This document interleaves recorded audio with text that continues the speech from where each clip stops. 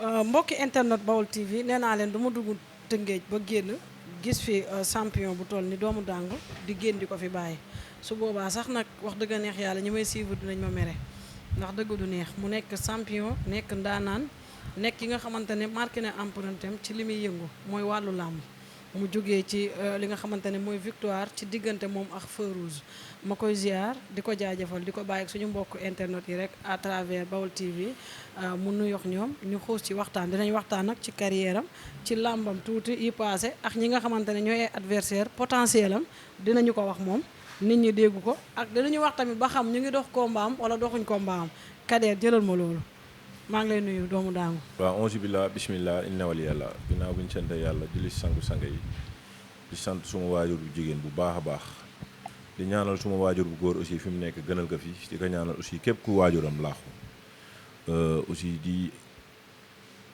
ñaanal aussi suñu rakk suñu lépp muy Papa Yada ak aussi suñu kilifa Badara Mamaya Sène xam nga at mi moom daa xaw a diis lool 2020 bi képp koo xam ne daal jigéñoon nga ñu te nga wàññeeku si ñun rek ñu ngi lay ñaanal fi nga nekk fi nga jëm gënal la fii. amiin ñu ngi lay fay pël ak waa Baol TV yëpp. macha allah ñu ñëw fi ñuy njëkkee mooy ci carrière doomu Dangu carrière bi la ñuy njëkkee doomu Dangu ak làmb doomu Dangu Tëngéej la dëgg la su ngeen bëree da ngeen a war a bëre bu ngeen bëreewut da ngeen a war a bëre des fois nag nit dina doon mbër muy doom papa te doom du ko doon mun nga ko doon it sa doom doon ko tey mën nañ xam lu la booleex làmb ci lépp làmb moom la ma tee su ma bëree mbër laa su ma bëreewul mbër laa parce que man ci ay dëkku mbër rek laa juddoo muy ay tefes fu si mel ni Tëngéej fi ñu toog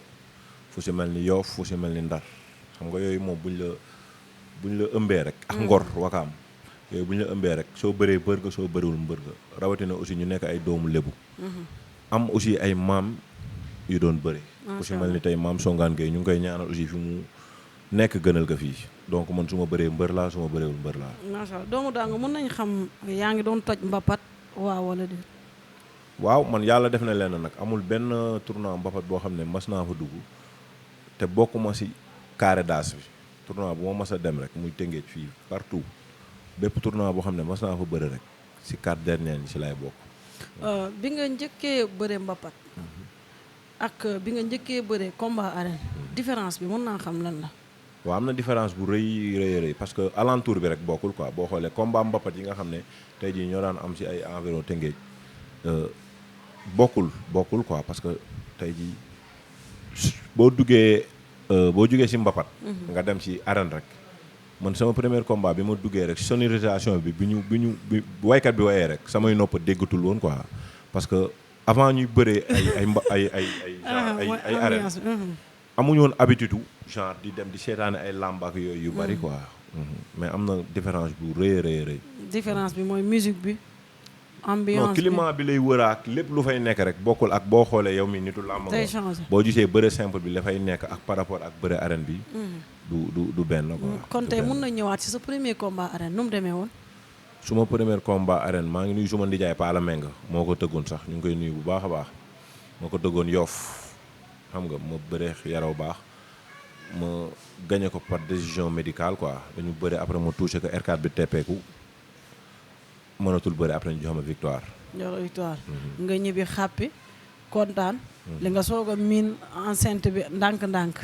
par rapport ak boobu dañuy soog a door rek ci arène bi quoi parce que làmb moom noonu la looy commencé lu nekk soo si gën a dem rek da nga ciy gën a am expérience doomu Dangu ñëw ak coow làmbam doomu Dangu toj fi def fi lu nekk macha allah doomu Dangu bi foo toll di ko dégg mais dañoo jékki saay carrière bi xaw a wàcc tuuti mun nañ xam ci diggante bi dafa am jafe-jafe wala doomu Dangu si diggante bi daa am gàllankoor wala lan moo tax carrière bi fi mu waroon yeggu fa non man nag awma benn jafe-jafe làmb su ma la waxee ñi ma bokkal génération ñi ñëpp ñoo bërendoo man amul sama benn morom boo xam ne genre ku ma ci rawoo ma ci fii ci làmb quoi peut-être dañoo teel a am turu làmb rek bëri ay combat yu ñu bëri xam nga mais wax dëgg yàlla waa teel a bëri rek mais amuñu ay jafe-jafe maanaam teel a bëri da lay may tur boo xamante ne des fois dañuy foog ne yow yàgg nga ci làmb wala mag nga sax yàgg nañ ci làmb quoi parce que lépp loo def 10 ans rek am nga ci benn expérience bi quoi. mais nekkul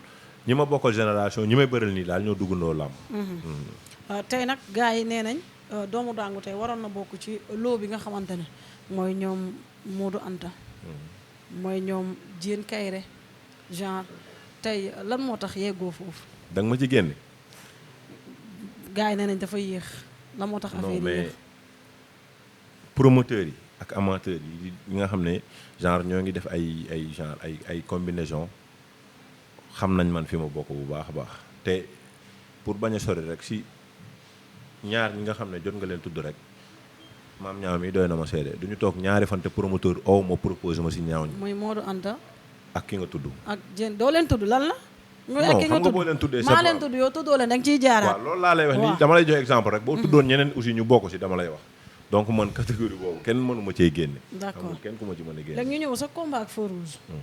mun nañ xam lan moo taxoon nga jël combat boobu.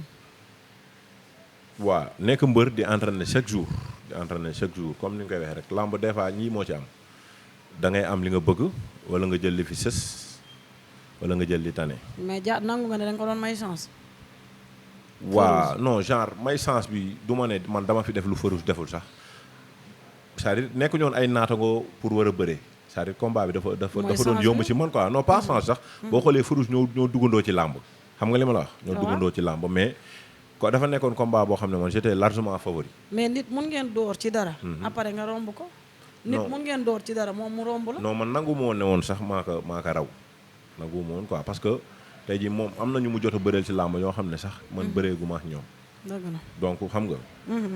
su yàlla defee comme ni nga koy waxee rek dañuy entraîner di bëre mu nekk aussi suñu métier ñuy entraîner di bëre boo xoolee man at yi mujjee yëpp ay fin saison laay bëre parce que des fois da ngay toog di xaar li nga xam ne moom nga bëgg. doo ko am ba fin saison bi nga xam ne tey jii année blanche moo la nar nga jël ko aussi compétir pour nit ñi bañ la fàtte. combat boobu loolu bokkoon na si aussi lu tax maanaam bi nga koy jël da nga ko jëloon avec plaisir mu yomboon torop sa côté. non dama ko jëloon parce que moom moo fi saison te aussi moom la ñu amoon proposition comme adversaire.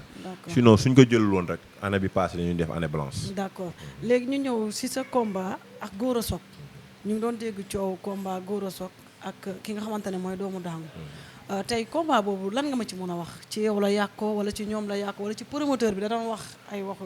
non combat boobu xam nga dafa bëgg a yàgg mais bu ñu wax dëgg rek amul benn promoteur bu sérieux bu ñëw pour nangu discuter ak ñun ci combat bi amagul genre da ngay ñëw waxtaan ndax bëgg nañ combat bi ñu ne la d'accord bëgg nañ combat bi.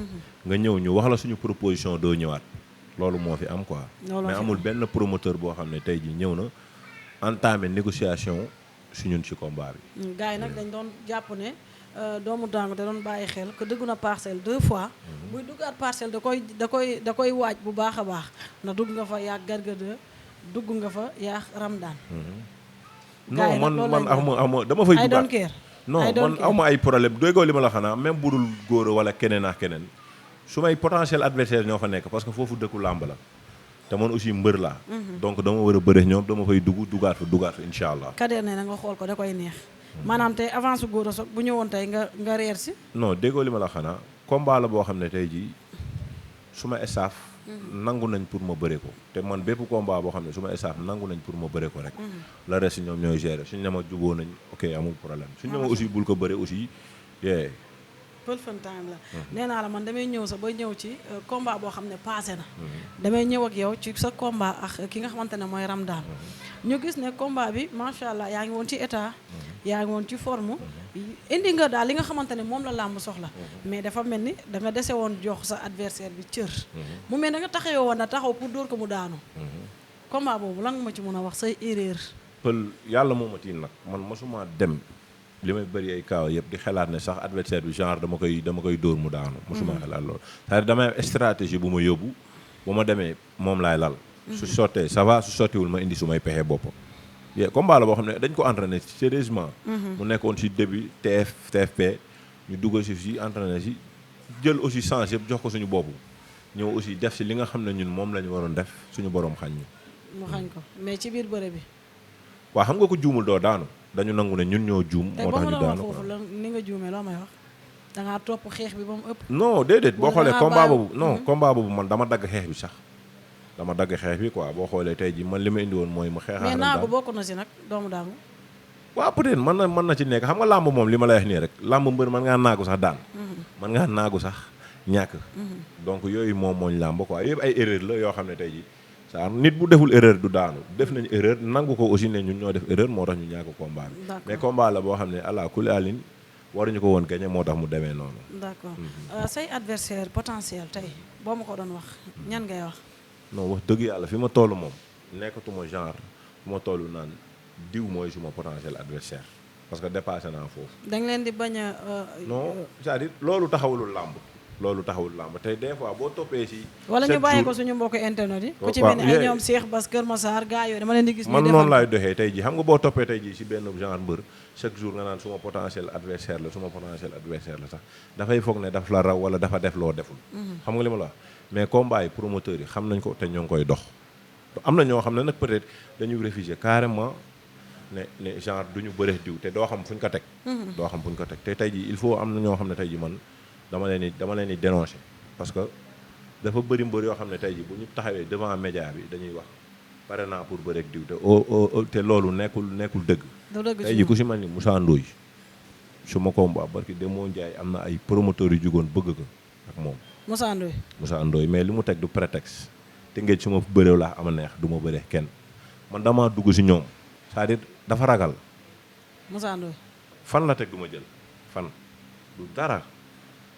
du dara loo xam ne mën na wax lii moo tax du ma jël c'est-à-dire buy chercher keneen dafay chercher lu yomb tegu ko ci raw la tegu ko ci man la non tegu ko fenn kon nga bëgg ragal laa ko wax ci tapet la ko teg muy Moussa Ndoye promoteur bi ma oo bëgg suma ko non mu may dégg man li ma du ma wax loo xam ne aw ma ci firnde xam nga li ma la wax promoteur bi oo na ma man encore une fois moom moo ma oo sital ma ñetti adversaire moom promoteur bi moo ma oo sital ma ñetti adversaire man ne demal nga dox combat yooyu et bi mu demee ñëw Moussa Ndoye dafa réfugié carrément ne bu dul ama neex du bëree man xam nga li ma la wax donc yooyu ragal la et man dama koy défier waat encore su dee maanaam góor yàlla dëgg la na ma jël parce que des fois da ngay dégg ay genre ay waxam yoo xam ne il faut nga fekk ci leen ci man damaa ñemeñul Moussa Ndoye ñemeñul su ma ñemee ma def ko comme li may def gars yi maa ko wax moom de solo gaam ala candar la non Moussa ragal la wallaay ragal la c'est-à-dire Moussa Ndoye bu taxaw ci la Moussa Ndoye ragal la gis nga Moussa Ndoye Garga Mbossé dóor Garga Mbossé fay Moussa Ndoye dem soobu te bii mooy deuxième fois Moussa Ndoye Malick Niang dafa ñemewul c'est-à-dire dafa am mbër yoo xam ne ñemeñu ku apt maanaam Moussa Ndoye du bandi géew nga bëgg a wax dafa bu mettee day yàbbi dafa ñemeñul dafa ñemeñul carrément moo Malick Niang même chose Moussa Ndoye am nga problème non c'est-à-dire damay jaar ci digg bi sa combat la boo xam ne tey jii du man maa ko demandé amateur yi ñoo gis ni lii combat la ñu proposé ko promoteur yi dem mu réfugié mais amul fenn fu mu ko teg lu dul ragal maanaam su ma ko déggee mooy promoteur yi saa bu ñu la contacté mooy jéen lañ lay wax Moussa Ndoye wallaahi azim benn promoteur moo may oo di ma waxu góor a te boobu ba léegi wax dëgg yàlla amul benn négociation boo xam ne pare na aussi pour def ko yaa ngi dégg la wax donc daal man dama fi nekk pour ñëpp mais daal xam naa ne ak lu mënte am moom combat bi may bëriwaat c'est-à-dire dañ naan lii mooy combat loolu laay bëree mais combat boo xam ne je pars favori moom tey mu dee daal ngay wër wala tey ñu rey ko bëgg naa loolu tey mu dee bëgg naa loolu tey mu dee ngay mooy tey mu dee amul benn boo xamante ne ñëpp fee la ñuy féete yooyu laa bëgg te combat yi amul benn combat boo xam ne sax tey mu dee la quoi wax dëgg yàlla amul boobu nga soxla dégg naa fi ngay waxee yooyu yëpp waaye mais daal nañu jël avance bi ñu bëri yooyu loolu mooy yoon parce que dafa jot quoi Kader yaa ko dégg nee na tey mu dee la soxlaatul combat boo xamante ne dañuy ne doomu dàngu tey mu rey ko moom la bëgg ñu ne tey ñu rey ko bu ñëwee mu wane boppam du loolu nga wax bëgg na xaftaan bi tooy na dafa toog ci victoire mbëri yéenay mayante xaalis te temps bi dafa gàtt ku nekk ki nga war a bëreel ak moom waaye comme li maam ñaa wax sànk rek ki ngay bëgg du la bëgg ki lay bëgg yow moom man daal doy na waar du lépp lañ mën a wax gis nga lan moo fi nekk ak ragal parce que imaginez waruma ko sax wax parce que man li may wax lu ma mën a teg baaraam la promoteur boobu war na Pape Diène Kaïré muy Boy Kaïré suñu papa genre muy teg ay suñu plan de carrière diw bokk si lan mooy plan de carrière doo bëri say naatango yow mën ngaa bëri barki Demba Ndiaye si stade bi puusoo paasoo joxe woo paas waaw ba pare ñu lay wax potentiel adversaire joxe na paas de non lan may paas joxe puusoo paasoo dafa dara ci làmba ji c'est-à-dire après man c'est-à-dire dafa yomb ay plan lan mooy plan de carrière. moom xoolal. bu dee plan de carrière tey jii chaque jour comme man ngay bëreel loolu mooy plan de carrière. Diène daa jox waa Quench yi paas. ñu non ñibbi moom awma lu ma koy wax parce que jox xamul tax man awma lu ma koy wax parce que non dafa logique xoolal. non dañuy xoolal c'est-à-dire Quench ba mu machine dafa dem gestu ñëpp xam nañ ne Quench moo raw double moteur mais dafa nangu ay erreur am pour dem rectifier ko. mais pourquoi nga war a ñëw taxaw si stade bi bëre woo pousse paasoo ñuy oo sa papa di ko proposer un potentiel adversaire lamba boo xam ne adduna yëpp xam nañ lamba la genre nga naan bokkul suñu plan de carrière lan mooy plan de carrière. bëre ko man mooy plan de carrière. loolu dinañ ko gëstu. loolu fa ñu xoolaat ko mbër yi nañu jël affaire yi ñu bëre moo gën quoi. moo yoon xaar bi négociation bi dafa yàgg dafa kii daal. lamba ji xam nga gis nga dañuy wax ay problème yee bari mbëri c'est-à-dire mbëri dëgg non pël lamba ji ñun ñoo ko war a defar mooy ñuy bëri ay combat soog yoo xam ne dañ naan lii mooy combat. c'est-à-dire bu li si kaw neexul sax li si digg bi neex. dëgg la mais li si kaw neexul li si digg bi neexul tamit dafa doy waar. dañu jëlante suñu biir.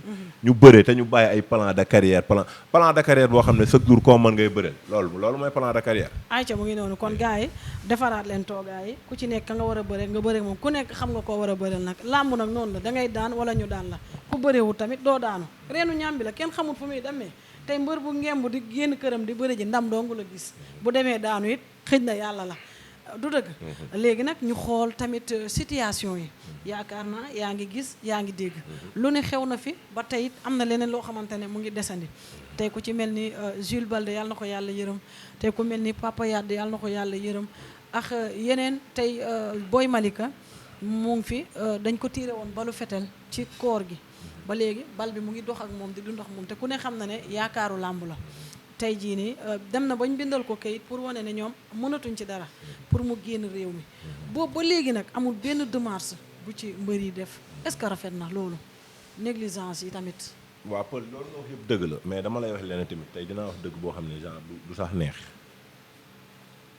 gis nga fii. dañuy wax rek làmb ñun ñëpp làmb affaire de business la dañu wax dëgg tey jii yow te y a des problèmes yoo xam ne doo taxaw di ko wax keneen ak keneen.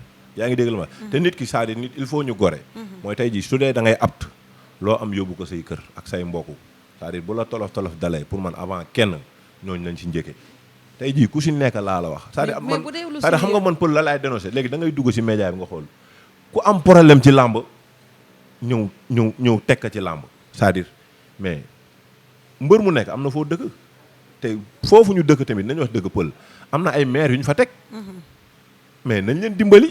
mais buñ ci jàpp c'est-à-dire non pël dama lay wax c'est-à-dire dadul yoon ku am problème rek ñëw si làmba ji ay lii ak du dëgg du yoon yaa ngi déggal ma ku si nekk na ku si am tolof ku ne ñu ngi lay ñaanal wér wax dëgg yàlla mais léegi c'est-à-dire dëkk bi moo jaxasoo boo xam ne man du ma comprendre parce que dañuy waxante dëgg rek est-ce que problème yi nga am yëpp da nga koy génne tey ji chaque jour nga tey micro da nga ko war a wax pour ñu fajal la ko mais est-ce que bokk na mais da ngay nekk jeune ngay défendre sa localité pour man boo amee tolof avant tout c'est-à-dire say nit ak maire bi nga fi nga xam ne sa localité c'est-à-dire war nañ ci dugal seen loxo parce que maanaam social dafa am si bépp dëkk man pour man làmba ji li ñu ko bëgg a teg yëpp non àndanu ko quoi pël bu ñu waxantee dëgg quoi parce que làmb affaire business la or làmb tey jii nii yow mbër nga kii Kader doon mbër tey sa mbokk mbër la tey bu dul dara du ngeen ay noonu ay adversaire ngeen wala ngeen nekk ñoo xamante ne yéen a bokk làmb ji du ngeen bëri mais tey bëggoo dara dal ko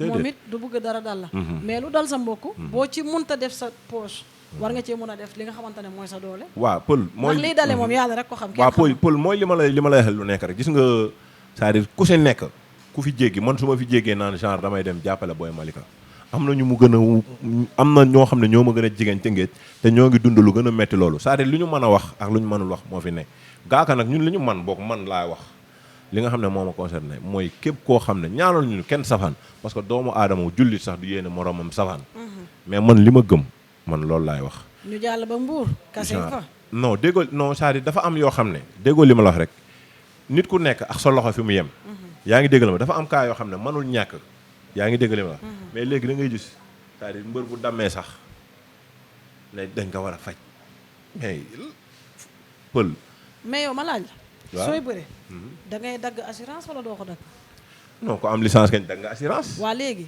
tey assurance boobu dama bëgg a xam lan la leen di njëriñ kon non wax dëgg yàlla loolu genre man mënaguma si sori parce que amaguma tolof boo xam ne tey jii àgg naa foofu. te ñaanoo yàlla am ko. yàlla bu ma ko am. waaw kon nit bu amee tolof bay ñaan dimbal rek. wala bëgg ko dimbale rek kon mu ngi koy dund. ñan ñoo ñaan dimbal.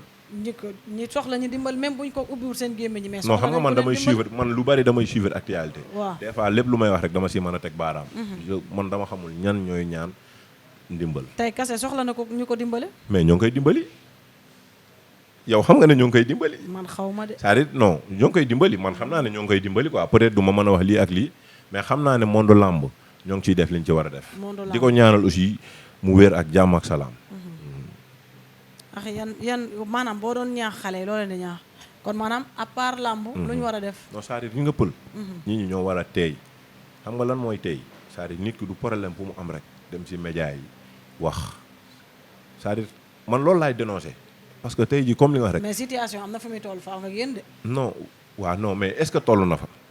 yan limal ma yan ñoo ci toll. non du ma taxaw fi naan lii ak lii moo fa toll quoi mais dama ne. mais bu dee kaawu kase. situation toll na fa. non déggoo li ma la xanaa xam nga yow loolu laaj nga ma ci ma ne la. waaw monde làmb ñoo ngi ciy def li ñu man waa déglu ma xam nga li ma la wax. déglu ma moo tax ma ne la. bu dee kaawu kase. situation toll na non damay bañ nga dugal ma defal ndànk rek. damay bañ nga dugal ma man waaw non yaa ngi tudd c'est-à-dire boo tuddee nit rek. dafay am beneen problème parce que man tooguma fi dama généraliser. tooguma fi pour problème mu kase wala problème mu boy Malika wala problème mu diw ak diw. c'est-à-dire damay généraliser dama ne c'est-à-dire nit ñi il faut ñu gore xam nga lan mooy ngor. des fois bu méttee nga ànd ceeg ñi nga war a àndal. léegi ñi nga war a àndal buñ demee ba. non genre man boog laa wax ñaanu ma ko yàlla wallahi azim tey jii su ma amoon tolof ci làmb balaa muy àgg ci moonu làmb dinañ yem fi mu war a yem ba pare. ba def si liñ ci war a def ba pare parce que pël gis nga am na dañuy wax dëgg rek c'est-à-dire am na laago wala tolof wala feebar fu muy toll du alal moo koy faj. lu koy faj. non du c'est-à-dire am na foo xam ne non yàlla moo xam parce que tey jii déggoo li ma la am na ñoo ngi tëdd lalu hôpital bu doon alal jug nañ dem yaa ngi dégg li ma la la koy faj nag maanaam suñu borom moo ko xam mais dama ne c'est-à-dire dafa yomb léegi trop chaque jour boo seetaanee si internet bi nga dégg mbëri taxaw. lii ak lii ak lii ak lii c'est-à-dire bay say weewu tànk. maanaam yow loolu rafetlu woo ko nga bëgg a wax. non déggoo li ma la wax c'est-à-dire xam nga ñun dañu am fu ñu tënku tey jii da ngay c'est-à-dire problème dafay am da nga gis association des lutteurs en activité nga gis ne c'est-à-dire ñëpp bokkuñu si. est-ce que yoon la. non lu ñëpp d'accord moom peut-être manul ne ci àdduna. yow yaa ngi ci bon. awma ci benn carte membre nag je peux pas dire que ne man ci laa bokk. awma ci benn te associé ma aussi benn réunion quoi. maanaam yow association bi dégg rek nga ci am. waaw comme ni ñu koy waxee nii ñu toog télé suivre leen ñu wax xam nga des fois ñoo am ay information mais wax dëgg yàlla mënuma mais xam nga moo loolu ñëw yow wax nga ba indiwaat sa bopp. tey association boobu bu doon dox ni mu war a doxee. muy fonctionner ni mu war a fonctionner. te yaakaar naa. problème yi du lépp lañ mën a lijjanti mais dina am yoo xamante ne dinañ ko mën a régler te du yegg ci média bi. man dama lay leen man xam nga laa gëm li ma gëm laa lay wax man làmb xam nga lu ma fi indi bëre ñibbisee awma ci ay xarit c'est-à-dire man loolu man bokk philosophie boobu laa ci am. maanaam yow bu weesoo tënk xaritoo ak benn mbër. non awma jot boobu déggoo li man làmb li ma ci boole bokk laa la bëgg a wax li ma ci boole mooy li may def dem. bëri ji ñibbisee dugguma si sama yoon nekkul waxuma amul sens quoi boo xoolee ba xool amul benn sens c'est-à-dire nañu man bokk lan moo la fi indi nga intéressé moo wax après nga def ñibbi mais loolooy l'essentiel bu jeexee jeex na point man bokk làmb li ma ci dugal loolu la damay dem bëri ji su ma amee contrat ma promoteur bëri ji nga remplir ko su weesoo ñëw naa toog su ma ko su ma amee lu ma war a wax moo wax c'est tout. d'accord léegi naka nga gisee làmb ji jamono ji avant mu doon arrêté ak bi nga xamante ne ñu ngi ci nekkoon ci làmb ji. avant mu doon arrêté comme corona bi. wala waaw avant corona bi. est-ce que ñëw ba léegi changé wala avant corona bi ba léegi li doon dox mooy dox amul benn changement. day changé. lan mooy changé. non xaw ma bu ñu ñëwee non lan lañ maanaam làmb ji naka nga ko gisee. yow lan nga bëgg a wax posé ma li nga ma bëgg a posé exactement ma comprendre. yow de man xam nga ne man ragaluma dara dama ne. waaye ci ko làmb ji naka nga ko gisee laa la wax sa gis-gis lan lañ war a changé ci làmb ji loolu laa la wax. lu ñu war a changé ci làmb. waaw bu ñu koy wax du fi jeex. bu ñu koy wax du fi jeex wax dëgg yàlla làmb li ñu war a changé dafa bari trop dafay doon gën a neex. tënkal ma si ñaar rek. du ma si tënk benn pël c'est-à-dire dafa doon gën a neex nga posé ma question bi nga ma bëgg a posé xam naa ne yaa ngi wër nii rek posé ma li nga ma bëgg a posé rek ma tontu la ci directement moo gën xam naa ne waxu CNG foofu nga bëgg jëm laal ka rek demal foofu ma tontu la moo gën ngay wax lii ak lii CNG man dugguma ci de. kon kañ bàyyi man de bu ma si kii. man kon kañ posé ma yow li ma bëgg a posé rek. ñaa wax CNG bi da cee wax. kilo ak liibar ak genn waa liibar te yaakaar naa bu ci waxee rek wax nga ci waaw comme nga nag am nga ci part ni ñu wax ci CNG bi rek. yow kañ posé ma sa question rek pël. noo gisee CNG bi kon. waaw CNG coowu CNG bi sax laa lay laaj rek. koy waxee tool yi bari na ku nekk nga xëccu fii et man sama xalaat rek laa ciy wax c'est-à-dire bu ñu politiquee làmb ji quoi bu ñu politiquee làmb ji tey jii waaw monde làmb yëpp jàpp nañ ne Alioune Sarr dafa te ñëpp jàpp nañ aussi ne dafi dina fi jugee quoi. Pour man ñun monde làmb yëpp war nañ ne assis xaw ma lan la ñuy def. pour ñu préparer kan moo ci war a nekk mais boo xoolee dèjà ñu ne Alioune Sarr daf ci war a jugee rek. toujours mooy am yaa ngi gis ku nekk position de moom. genre candidat pour man laajul loolu. pour man laajul loolu li ñu war a def moom dafiy jugee nañu préparer dafiy jugee ban équipe moo ci war a nekk mais boo xoolee mbir mi damay jugul sax pour intérêt wala mu déedéet ba CNG dafa am lu fa nekk lu tegagul kenn parce que candidat yi ba nekkuñu si élection présidentielle wala élection locale ba ku nekk wala postuler candidat. candidat yooyu yëpp war nañ mën a parce que du da nga taxaw ne yow yaa war a jiite rek parce que yaa ko nit ñi xam ko. maanaam dañ ko war a teg ci yoon daal. non c'est-à-dire mënu làmb waruñu toog pour man nii lan la ñu war a def mooy nan la ñuy toogee waxtaan xool ban équipe lañ ci war a teg parce que nekkul benn personne. parce que bu ñu tegee benn personne aussi tamit mu dem comme ni ñu koy waxee tànn nañu ko ne tegaat ko système bi du changé quoi. day nekkaat fi mu nekkoon. nañu toog man pour man dañu war a préparer wu ñooñu ñu wër ñëpp mais c'est-à-dire mën nañu jot ak ñi nga xam ne aussi ñu ngi ciblé leen leen ñi yaakaar nañ ne mën nañ yor war nañ mën a toog waxtaan nga xool lan moo jëmal yaa mu daal ñu jàll ci ki nga xamante ne mooy Gamou Gueye sa poulain nga bëre woon ak Sokh tey Gamou Gueye war a bëri ak Sokh tey la ma mën a wax ci combat boobu. waaw lépp benn la rek. man saa dafa am fu comme li ma lay wax rek dafa am yoo xam ne gëw ma ay poulain wala ay tëdd yi saa yi non man gëw ma yooyu Gamou Gueye suma xarit la ayca Gamou Gueye Sokh. waaw comme ni ma koy waxee rek Gamou Gueye Sokh combat la comme combat. Gamou Gueye sa rakk la. non suma xarit la suma xarit la et aussi dama koy ñaanal mu am ndam lu kawe njortam ak bépp mbër tëngéej boo xam ne am nga combat ñu ngi lay ñaanal ndam ñi amul combat aussi yàlla may leen combat mais Gamou Gueye Sokh combat la comme li ñu doon ko comme combat yëpp comme doomu daangu bi muy bëre Sokh ñu koy préparé aussi comme li ñu daan préparé pour suñu borom may ñu ndam li ñu war a Gamou Gueye nag xam nañ ko te ñoo ngi koy def ca géew ba nag Gamou Gueye moo ciy dugg te lépp lu mu mën a def pour suñu borom may ko ndam dana ko def te dañuy owaat aussi waa Tëngéej yëpp ñu jàppale ko ci combat boobu suñu borom may ko ndam parce que ndam lu ñu soxla la. ñu dem ci guy gi Reug Reug. waaw guy gi Reug Reug combat la comme combat yëpp parce que ñoom ñaar ñëpp dañu bëgg a dem combat la boo xam ne combat bi ñii nee nañ guy gi war na ko jël waru ko jël ñëpp gis nañ négociation yi nu mu yàggee woon mais combat la boo xam ne aussi combat la daal parce que ku xam guy gi aussi xam ne ko bu mën bés la Reug Reug nag macha allah quoi parce que kenn gisagul ci lutte avec frappe jëlam donc nag combat la. combat du ko dàq daal. non combat la daal ñoom ñaar ne bu ñu weree niñ mën a mel dina nekk combat bu neex. ñu dem ci Papa Sow Siteu. Papa Sow Siteu waaw combat la aussi boo xam ne génération yi bokkul papa boo xoolee tey ji génn làmbam moo gën a jigéen fuuf bokkaat ci làmb Siteu aussi dafa bëgg a àgg te boo xoolee chaque jour ay examen yu su bari dafay xaw a échec. Siteu waaw dafay xaw a échec bon combat la boo xam ne daal comme ni ñu koy waxee rek ñaari génération yu bokkul la mais dina nekk combat bu neex parce que ku leen xam ñoom ñaar ñëpp xam ne ay showman lañ quoi. ñu dem ci Mama Lamine Garga 2. waaw loolu tamit combat la combat bu doy waar nga noonu nag parce que ñaari bërekat lañ te ñaar ñu rapide la aussi. ñaari rapidos la. dañu rapide te dañoo mën a bëri lool. maanaam bëri dina fa feeñ. amateur yi daal dafay am combat bi dafay am lépp combat bi du am sax temps de du en temps duñu pause daal. parce que ñoom ñaar ñi boo xoolee tey jii Garga 2 ay combat am teg-tegi lay nekk Mama Lamine aussi su jàppee du bàyyi. te day xeex aussi day bëri. Mama Lamine. Garga Mbossé Sa Thiès. waaw comme li ma la ko waxee rek Sa Thiès am na fu mu jógee ba pare def année balance Garga Mbossé def na retour am xam nga ak ndam donc combat la boo xam ne te ñoom seen localité yi soriwul combat la boo xam ne combat la combat bu metti lay nekk daal. d'accord maa ngi lay jaajëfal di la kontaane boo amee looy ñaaxaat ak lu làmb rek mun nga ko wax à travers Baol TV.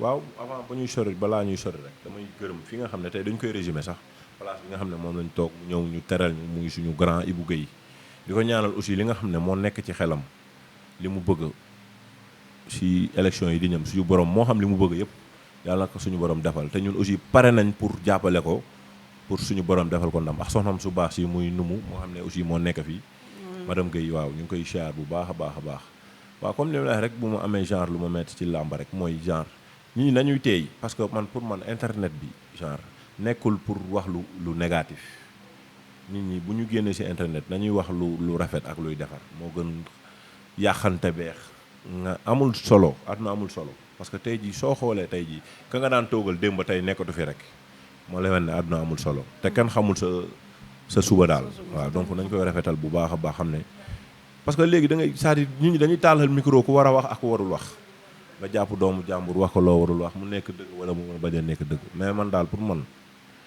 képp ku ñuy tàllal micro ngay wax rek war nga xam ne la ngay wax archive la donc wax nag dafay rafet ñu ngi nuyu ñëpp di sant ñëpp bu ñu fa waxee aussi lu jub ñu xam ne suñu borom la mais xam nga ñun dañoo wax ba pare fàtte Gris 2 ak Abdou Diouf buñ boo ko décortiquer rek. bari na combat yooyu bari na Gris 2 boo koy wax doo fi jeex sax parce que Gris 2 Abdou Diouf combat la boo xam ne nit ñi bàyyi ñu ko xel mais combat bu doy waar la parce que boo xoolee benn ñëpp dañu jàpp ne Gris 2 moo war a man ñëpp loolu lañu jàpp parce que moo gën a féete ndaw te macha allah am na kàttan mais Abdou Diouf aussi moo wax la leen rek si li may fàttaliku Abdou Diouf combat yi ñaan yëpp outsider yëpp la da koy gagné xoolal Abdou Diouf paka la rek. mu koy daan kenn xalaatu ko. Abdou Diouf taayam may na ko mu def lu ne si làmb donc combat la boo xam ne. combat tey mu dee yëpp da ciy génn. waaw boo xoolee combat tey mu dee yëpp Abdou Diouf da siy génne c'est-à-dire taayu Abdou Diouf moo raar si làmb. boo xoolee Abdou Diouf Gris Bordeaux aussi la même chose. te Gris 2 aussi nekkul nit ku neex a daan. preuve que benn défaite la amagum ci làmb te ki ka daan ku mu daan rek war na laa mën a daan. parce que mbër la quoi donc combat la boo xam ne. Gris 2 na ko gën a jël au sérieux rek parce que combat la. combat bu doy waar la. combat la quoi parce que moom lim si ñàkk moo gën a am lim siy gagné parce que bu daanee Abdou Diouf àdduna yëpp dañ naan lu jaadu la bu ko Abdou Diouf daanee nag dina yàq lu bari ci carrière am. mais daal ñu ngi ñaanal aussi que le meilleur rek gagne. parce que amuñu si féete. continuer nuyoo bi. waaw comme ni ma koy waxee rek di nuyu ñëpp di sant ñëpp suñu fa waxee loo xam ne jekk na maanaam suñu borom la. suñ fexee aussi loo xam ne maanaam lu doy waar la wala lu jubadi rek suñu matali la waaw ñu ngi sant ñëpp di gërëm ñëpp di wax ne promoteur yi nañu ñëw dox suma combat man dama Tëngéej laa bëgg a bëree stade bi laa bëgg a ñëw duy ko ba mu fees. da ngaa bëgg mbër bi fekk si la. non dama bëri extérieur ba sonn Moussa Ndoye sax garaawal moom mën na ma xaar yaraax mën naa bëri moom foofu. mais damay invité bépp mbër rek ku ma ñemee recevoir fii ñëwoon maa ngi lay xaar. comme ni Modou Anta recevoir woon. moom bi passé recevoir na bàyyi ma ñoon su ma mbokku lébu nga ñëw ma dalal ko. léegi mu ñëw nga dalal amul benn problème. Modou Anta yaa ko dégg nee na nga ñëw mu dalal la ndax bee passé da ngaa moom dafa bari wax nag day wax rek moom Modou Anta ratatat dafa non wala ma ñëw dalal nga sax moom dafa bari wax te daa ragal boo xoolee non c'est-à-dire da ngay xool nga xool carrière mbëri Modou Anta kañ la bëri ba muy bëri ñun genre kenn xamuñu Modou Anta nga jël carrière am ñaata combat la ci bëri c'est-à-dire dañuy bëri toog 3 ans duñu bëri ba pare chaque jour nga topp média bi di wax nañu jël avance te bëre bàyyi wax ji affaire bi du wax jëf la. Mbadou yaa wax bu la déggee ne la tontu de bàyyi faalu Thiès boobu rek. non man ragaluma loolu. keeroo loolu. non man dama ragaluma ay moom day tontu moom xam naa si loolu quoi parce que moom day wax rek day wax rek. merci beaucoup neewoon naa leen su ma ñëwee Tëngéej ba génn fekk fi champion bu toll ni Doomu Dangu wax dëgg neex yàlla mënuma ko fee bàyyi faa ma toog am ak moom waxtaan ndax loolu mooy neex li nga xamante ne mooy waa axlu làmb mooy neex ay supporteram neex ay soppeem neex waa Tëngéej gi nga xamante ne fii lay yeewoo nee na nag dafa sonn ci bëre extérieur bi na gars yi ñëw mu dalal leen seen stade bi ligsi na baax na te macha allah yaatu na rëy na te neex naa bëree lii la doomu daangu wax nee na ku pare rek pare na pour dalal la te sax nag bañu si ba wàññi kasem dolli la yaa wax lii non fii Paul ma wax leen lu doy waar dama ci invité promoteur yëpp man làmba yi ma bëri Tëngéej yëpp fii guichet fermé la nekk parce que boo ñëwee Tëngéej lu si bëri ñun ñoo la ci dimbali. lébu gee lay kii jeex na kon.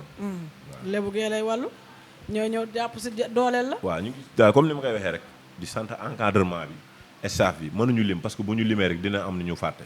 mais képp koo xam ne yaa ngi sonn si doomu Dangu wala képp koo xam ne mas nga ñu jàppale durant carrière bi yëpp ñu ngi lay sant di la gërëm bu baax a baax a baax di sant aussi suma fief muy waa Dangu maa ngi sant mag ak ndaw góor ak jigéen di sant aussi waa Tëngéej yëpp bàyyi ñu kenn ñu ngi sant daal ñëpp mënuñu lim mais képp koo xam ne daal yaa ngi may bégge rek maa ngi lay sant bu baax a baax a baax a baax ak waa extérieur yeeg yëpp waaw di bégge daal ñëpp tamit di ñaanal aussi waa Baol TV xam nga amiin ca kaw ca kanam daal ci lu baax amiin ñu bokk lépp macha allah di waxaat merci beaucoup rek rawatina waa diaspora bi di leen ñaanal jàmm ndax nee naa ne lu jàmmoo jàmm ko gën di ñaanal àdduna bi yëpp jàmm yàlla na ñëpp am jàmm merci beaucoup Kader sama caméraman bi laa àndaloon tey di sama chauffeur bi Assane di ko jaajëfal du Assane Ndiaye nag Assane suñu chauffeur bi Assane la tudd doomu ndey mbay ndiireen Couture pour mu leer